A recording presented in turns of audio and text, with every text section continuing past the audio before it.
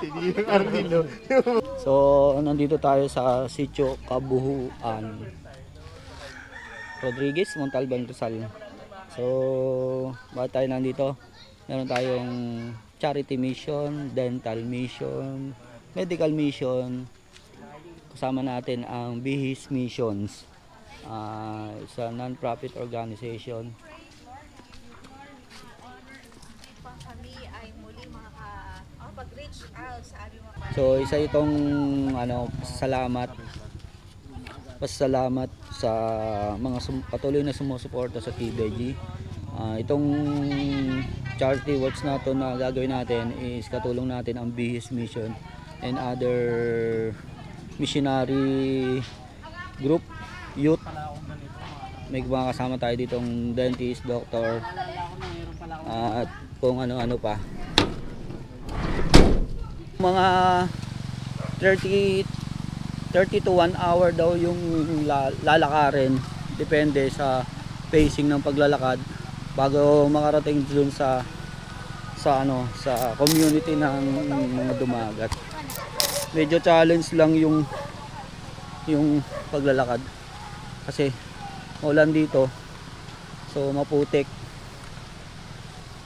Pero ang isang nakaka-relax dito is yung sariwang hangin, tunog ng ilog,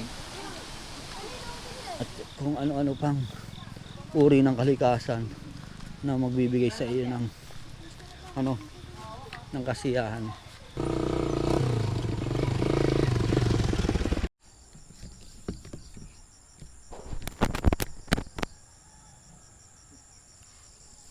Parang ermitanyo.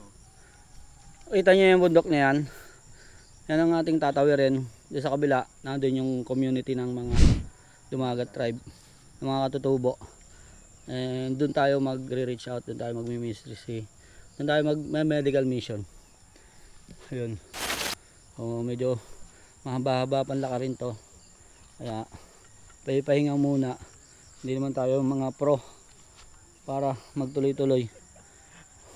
Pero sobrang enjoy dahil ayun nga, daming trail na daan, pa-slide, paahon, kaya nakakatuwa, nakakapagod. Pero I'm for sure naman pag nakita natin yung mga ngiti ng mga mga mari-reach out natin is pawi lahat ng pagod. Subukan natin maging multitasker. Puro bubot pa yung bayabas, wala tayong mapipitas para makapagngat-ngat tayo ng konti.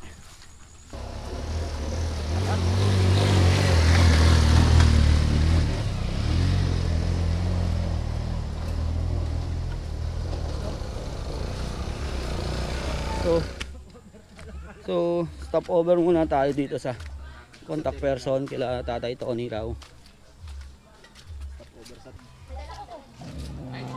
Pangalan niya ito? Dito na ba? Seryoso? Bitin eh, gusto pa namin maglakad eh. Pwede naman po. Mag-video po ba kayo? Tour Hindi, ko po kayo hindi, sa bahay gusto- namin. Ay, taga rito kasi. Hindi nga, seryoso. Taga rito ka? Sir. Pero dito na yung venue. Po? Dito na yung venue. Pwede. Pwede din po dun sa kabila. Kitong pusa oh.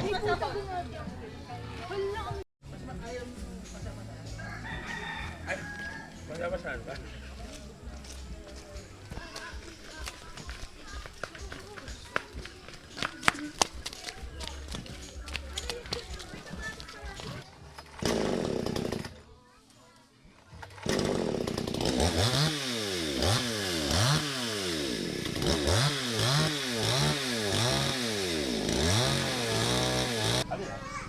Kakibat po ng vision ay marami po tayong pwedeng sa amin. At ngayon pa lang, Odios, kami po ay lubos na nagpapasalamat sapagkat inaayos mo na 1, 2, 3. I know there's gonna be some brighter days. Pin, tsaka si Al, Lebron James. Ikaw, hindi mo. I feel it in me like the beating of life in my veins. I know there's gonna May libreng be some bunot pa. brighter days. I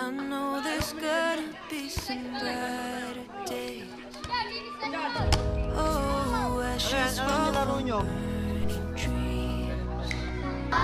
Oh, never lived through times like these. Oh, if Uy, you try sabi mag-design, huwg mo muna kainin. Yung bulati.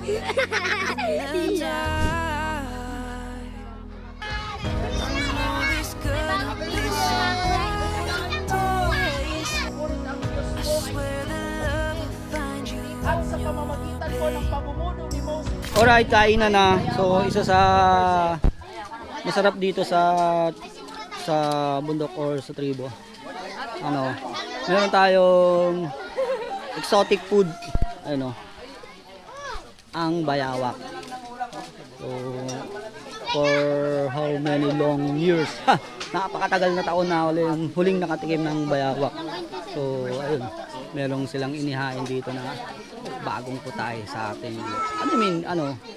nagbabalik na putay. Ayun. Ito tayo, ginataang bayan.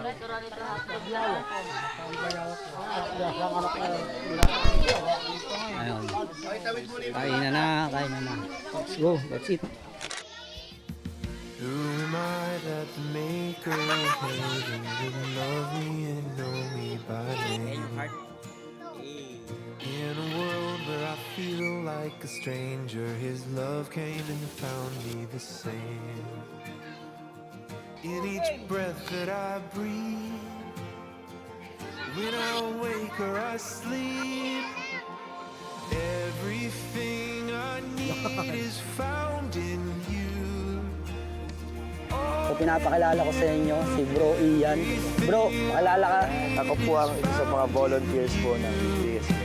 We're doing this for quite some time. Ako po, ginagawa na po ito for decades na, since 2013. So pong sitio Kabuuan, isa po ito sa mga unang-unang sitio ko po napuntahan. Tapos maglalakad kami, simula doon, mga 2 oras. Ngayon kasi parang 30 minutes na lang yung lalakad namin. So malaki na yung pagbabago dito sa area. Medical missions, kanina po, nakita niyo po si Dr. Arlene, sa so, po ang ginagawa niya. Sila Yesha, yung mga nag-handle po ng team, saka yung mga youth namin, sila Alisa, sila Eunice, sila Nico, yung mga, sila po yung mga nag-handle talaga ng bata. Sa parents naman po, si Pastor Kim, yung bigotilyo na guwapong pastor na nagtuturo po, siya naman po yung nag-share po sa mga parents. Pero nangyayari po ito dahil sa mga sponsors natin, at sa mga volunteers. Katulad po ng TBG, ng mga sumasama, yan sila Ninang Arlene po sa GIL. So nagsasama-sama po ito, collaboration po ito ng maraming organization.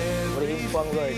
So ayun, maraming salamat sa opportunity na makatayap ng Bihis Mission si TBG itong nangyari na Thanksgiving na rin, yung pagbabalik sa mga sumuporta sa TBG through Bihis Mission. So sa mga gustong tumulong, any kinds of donation, kontakin nyo lang yung Bihis Mission sa page na yan.